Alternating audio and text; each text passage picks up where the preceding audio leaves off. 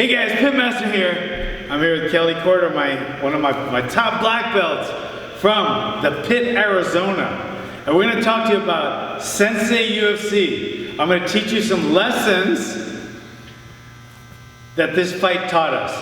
Every time we watch a UFC, it's like we're in the dojo learning techniques from our senseis, the fighters.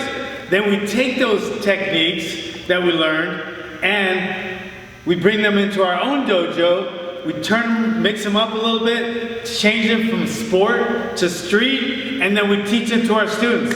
So check it out now. The first technique we're going to go over was they were calling it a guillotine because it started as a guillotine, but as you can see and as we proved, it wasn't really guillotine. It was a neck crank. It was a cool one, but it was not a guillotine. Let me show you what happened right now. It was the Font versus Munoz fight. All right, great fight, going back and forth. All of a sudden, it hit the ground, and Font ended up in Munoz's guard, and Munoz got a guillotine, a real guillotine. Okay, but then Munoz swept him. And he turned the guillotine, which he let go of, into a neck crank. So let me show you the second half. So he's got me in a guillotine, I'm in his guard, then it rolls over, so now I'm on my back. And everybody thought this was a guillotine because he tapped, but you gotta realize, you gotta have your hand here to have the guillotine. His left, or his hand was posted up, and then he neck crank the guy. So what? Oh, see how that hurts? But it wasn't a guillotine because his hand was posted up. And if he didn't have anything here, look, he's gonna try it now. Look what happens. He can't do it. So what he did was he grabbed his own pants and then he posted up and cranked the guy's neck for the tap. So he grabbed his own pants, right? And then he posted up and it cranked the neck. Oh shit, I think I just broke my goddamn neck. All right, that was a good one.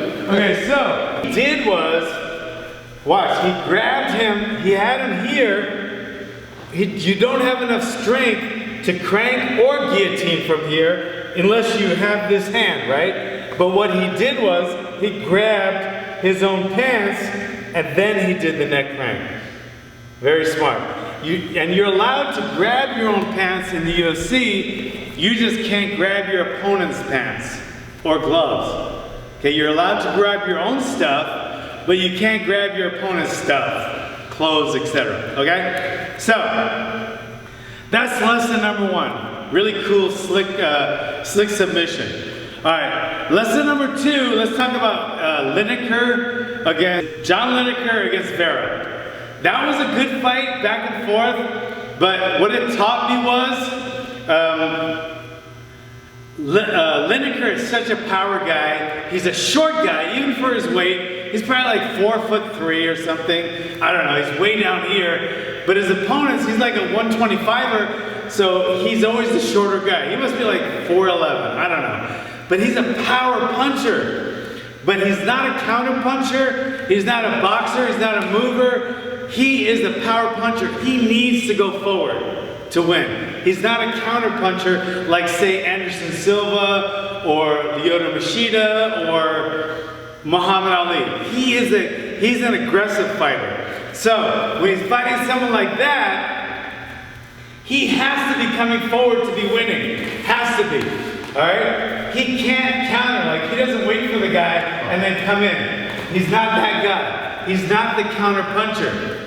And he was winning every time he was moving forward. But then when Vera started attacking, when Lineker became visibly tired, then he was losing. He ended up winning a really close decision, which I thought was a good decision, but it was a lot closer than it had to be. And the only time he was losing was when he was going back. So what that tells you guys is, are you a counter puncher? Are you a power puncher? Are you a boxer? Are you a slugger? You're one. you can have little parts of other things, but you're going to have one strength. Lineker's strength is moving forward, throwing bombs. So find out what your strength is and train that strength over and over and over again. And when you need it, use it. All right? Work on your weaknesses, but always, always go to your strengths when the shit hits the fan. All right? So that is lesson number 2. Lesson number 3 was Machida versus Brunson. Man, he's a great counterpuncher. But what I feel like his mistake was, and what I want to tell you guys not to do, is he did beautiful counters, all right, good timing, but what he did was, and Brunson was able to counter his counter, because what he did was, he threw a counter, and then he froze in the pocket with his hands down. Because he's more of a karate guy, so his hands aren't up like they should be all the time. But he usually gets away with it because he has so much movement. But in this particular instant, he threw a quick counter, but his hands were here in his karate stance. His chin was a little higher than it should have been, and he froze in the pocket. Now, even if your hands are up or they're down, all right, it doesn't matter. Never freeze in the pocket. Move after everything.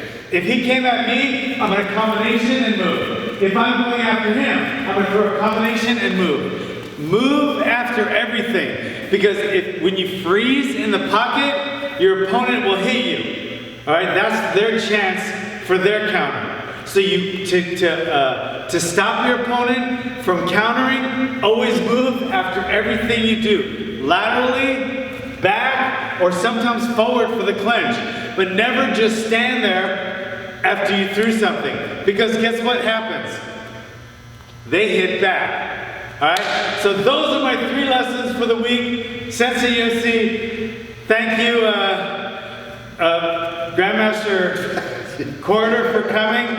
I don't know, you know what? His name's Kelly Corder, but we have lineages. I think, I don't know, your master?